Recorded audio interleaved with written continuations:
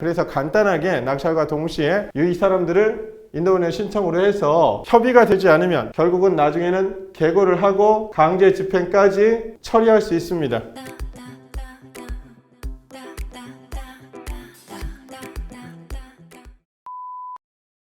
오늘은 지난 시간에 이어서 말소개전 등기 의미 두 번째에 대해서 설명을 하도록 하겠습니다. 말소개전 등기 두 번째 의미는 등기부 등본상에 등기부 등본, 등기사항, 전부 증명서 상에 말소기준 등기를 중심으로 경매사건 부동산에 거주하는 소유자나 채무자 그리고 임차인, 이 임차인도 대항력이 있는 임차인과 대항력이 없는 임차인, 이들을 나중에 어떻게 명도를 할 것인지 명도 방법의 판단 기준이 됩니다. 즉 해당 부동산에 말소기준 등기를 중심으로 해서 해당 부동산에 A라는 임차인이 대항력이 있습니다. 대항력이 있다는 얘기는 낙찰자가 A의 보증금을 인수할 수 있다는 얘기입니다. 그런데 이 A라는 대항력 있는 임차인이 전입신고를 하고 확정일자를 받고 만약에 배당 종기일 전에 배당 종기일까지 배당을 신청했습니다. 배당을 신청해서 얘는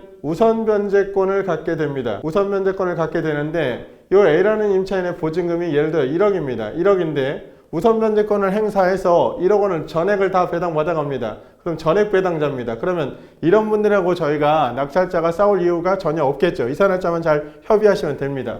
두 번째, A라는 사람이 보증금이 1억 원인데 배당 재단에서 8천만 원만 배당이 됩니다. 그럼 마이너스 2천은 미배당이잖아요. 그러면 이런 경우에는 2천만 원 낙찰자가 물어주고 이사날짜 협의하시면 됩니다. 그런데 이 A라는 사람이 낙찰자한테 먼저 2천만 원을 요구할 수도 있습니다. 이런 경우에 서로 협의가 되지 않으면 낙찰자는 2천만 원을 법원에 공탁하면 됩니다. 공탁 후에 이 공탁한 사실에 대해서 법원이 A한테 통지를 하면 A가 이 공탁금을 찾아가는 순간부터는 뭘 할 수 있다? 인도 소송을 할 수 있습니다. 즉 인도 소송이라는 얘기는 건물 명도 소송을 이야기하는 겁니다. 그런데 실무에서는 실제 인도 소송까지 가는 경우는 거의 없습니다.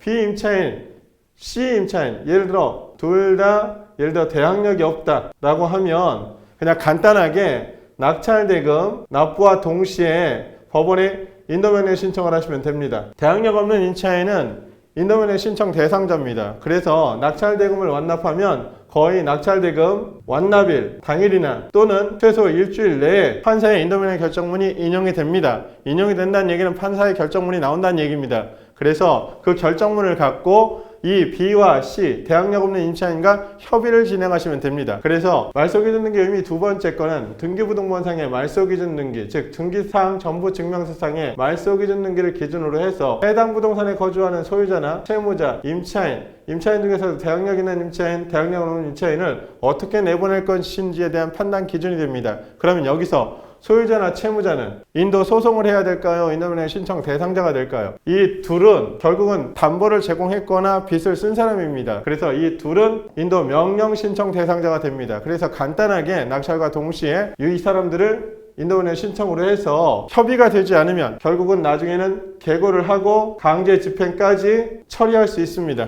개고는 행정 조치를 얘기하는 거고 강제 집행은 무인 명도를 얘기하는 겁니다. 무인 명도라는 얘기는 사람이 없어도 짐을 끌어내겠다는 의사표시입니다. 그래서 말소기준 등기 의미 두 번째에 대해서 지금 설명을 해드렸는데 다음 시간에는 요 말소기준 등기 중에서도 의미 세 번째, 이게 가장 핵심입니다. 왜냐하면 낙찰로 소멸하지 않는 권리들이 있을 수 있거든요. 그래서 다음 시간에는 말소기준 등기 의미 세 번째에 대해서 설명을 하도록 하겠습니다. 이상입니다.